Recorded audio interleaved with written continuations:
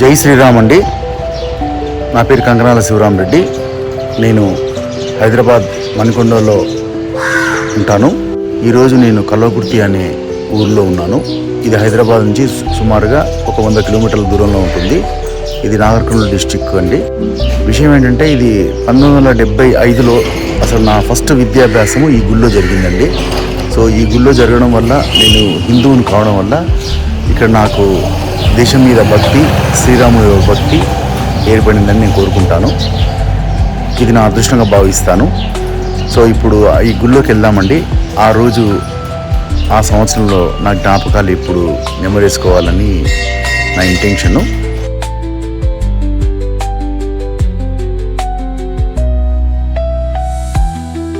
ఆ విఘ్నేశ్వరుడు, రాముడు, అలాగే మాత. సో ఇదండి ఈ గుడి ఎంట్రన్స్. అప్పట్లో నాకు తెలిసి మెట్లు ఉండేది అనుకుంటాను. సో చూడండి, ఇది గుడి ప్రాంగణము. సో ఇక్కడ గోవులు, గోమాత. తర్వాత ఇది వచ్చేసి స్ట్రీట్ అండి. ఈ స్ట్రీట్లో ఎన్నోసార్లు నడవడము, తర్వాత వాకింగ్ చేయడం ఎంత జరిగేది. తర్వాత చూడండి, ఇక్కడ కనిపిస్తున్న ఒక చిన్న ఇల్లు ఉంది కదా, ఆ లోపలికి వెళ్ళి చాలా పెద్ద మండపము. ఈరోజు చిత్తరంజన్ దాస్ గారని ఎమ్మెల్యే గారు, తర్వాత ఎమ్మెల్యే కూడా చేశారు. అప్పట్లో ఎన్టీ రామారావు గారు అండ్ చిత్తరంజన్ దాస్ గారు ఇద్దరు పోటీ చేశారు. పోటీ చేసిన తర్వాత చిత్తరంజన్ దాస్ గెలిచారు. అలాగా వారు ఎమ్మెల్యే అయ్యారు, తర్వాత మినిస్టర్ అయ్యారు. ఎన్టీ రామారావు గవర్నమెంట్లో మినిస్టర్ కూడా చేశారు. ఈ 2 ధ్వజస్తంభాల కిందనే మేము చదువుకున్నాము. రోజు ఇక్కడ వచ్చి కూర్చునే వాళ్ళము, లెసన్స్ చేసేవాళ్ళము. ఇదిగో చూడండి, ఇక్కడ చిన్న ధ్వజస్తంభం ఉండేది. ఈ ధ్వజస్తంభం మాకు ఏంటంటే, ఇది తూర్పు, తర్వాత ఇది పడమర.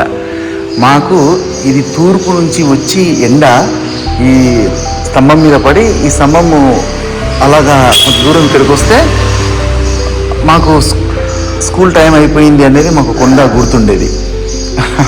గుర్తు చూసి స్కూల్ అయిపోతుంది ఇంకో గంటలో అని చెప్పేసి అనుకొని, ఒక అరగంటలో అయిపోతుందని చెప్పి చాలా సంతోషపడేవాళ్ళం. సో ఇది చూడండి,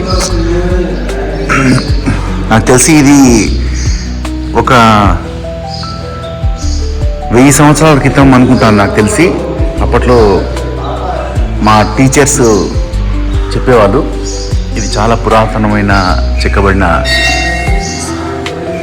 మండపము అండ్ రాతి శిల్పము అనొచ్చు, ధ్వజస్తంభము కూడా అనొచ్చు. ఇక్కడ ఆంజనేయ స్వామి పడమర దిక్కులో అందరిని ఆహ్వానిస్తున్నారు. గుళ్ళోకి వెళ్తున్నామండి. మెయిన్ మండపము చూడండి, ఆంజనేయ స్వామి విగ్రహం. నాకు తెలిసి 1000 సంవత్సరాలు ఎంట్రన్స్. ఇది స్వామివారి విగ్రహము. ఇక్కడ ఇప్పుడు లేటెస్ట్గా ఏర్పడిన ధ్వజస్తంభాలు, బట్ ఇవి ఆ రోజుల్లోనే ఉండేది. తర్వాత చూడండి, పైన కూడా అలాగా అప్పటి కాలంలో చెక్కబడిన అండ్ నిర్మించబడిన మండపం. ఆంజనేయ స్వామి గారు ఇగో ఇక్కడ.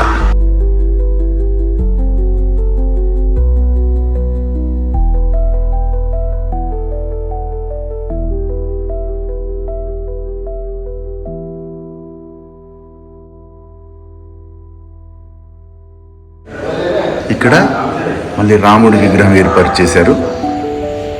పూజలు పునస్కారాలు ఇక్కడ అద్భుతంగా జరుగుతాయి. అద్భుతంగా శ్రీరామనవమి ఉత్సవాలు బ్రహ్మాండం జరుగుతాయి స్వామివారికి. అక్కడి నుంచి ఇలా వచ్చిన తర్వాత ఈ గుడి చుట్టూ తిరిగే వాళ్ళము. తిరిగేసి ఇక్కడ నవగ్రహాలు, తర్వాత ఈ గుడి బ్యాక్ సైడ్ అండి. బ్యాక్ సైడ్ తర్వాత ఇలా వచ్చేవాళ్ళము, ఇదంతా తిరిగే వాళ్ళము, ఇక్కడంతా చదువుకునే వాళ్ళము, ఇక్కడంతా ఆటలు కూడా ఆడుకునే వాళ్ళము. తర్వాత ఇది మా గ్రౌండ్. ఇక్కడ వచ్చేసి స్టేజ్ చేసేవాళ్ళు. స్టేజ్ చేసిన తర్వాత మేము అప్పట్లో ఆడుకున్న ఆటల్లో గెలిచిన తర్వాత ఇక్కడ ప్రైజ్ డిస్ట్రిబ్యూషన్ చేసేవాళ్ళు. ఇక్కడ అద్భుతమైన శివలింగం. తర్వాత ఇది చూడండి, ఇవి మా క్లాసులు అండి. 1, 2, 3 క్లాసులు ఉండేది. ఈ 3 క్లాసులలోనే మేము చదువుకునే వాళ్ళము. ఇక్కడ అబద్ధాలు నిజాయితీతో ఇక్కడ చదువుకునే వాళ్ళము. ఇక్కడ యాక్చువల్లీ ఒక గేట్ ఉండేది. ఈ గేట్ ద్వారా కూడా మేము వెనక్కి వెళ్ళే వాళ్ళం.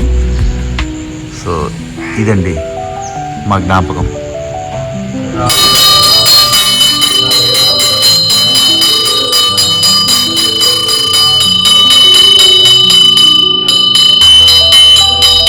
సంసృష్టం ధనం భయం సమాపదవస్వద్యం దత్తాం మరణస్య మన్యో బియందదాన హృదయశత్రవ పరాజితాసో అపన్నయంత.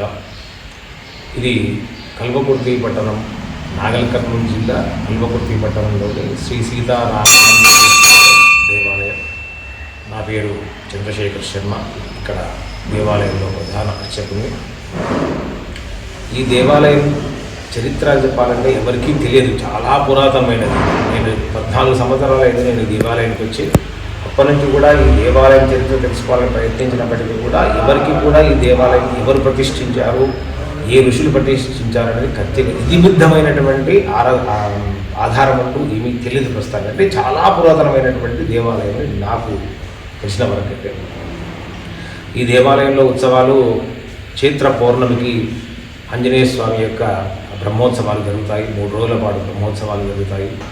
ఇక్కడ విశేషంగా శనివారం రోజు, మంగళవారం రోజు విశేషంగా భక్తులు వస్తారు. అభిషేకం కార్యక్రమాలు కూడా విశేషంగా జరుగుతుంటాయి. అదేవిధంగా ప్రతి శనివారం రాత్రిపూట 8 గంటలకు పల్లకి సేవ, స్వామివారి పల్లకి సేవ జరుగుతుంది.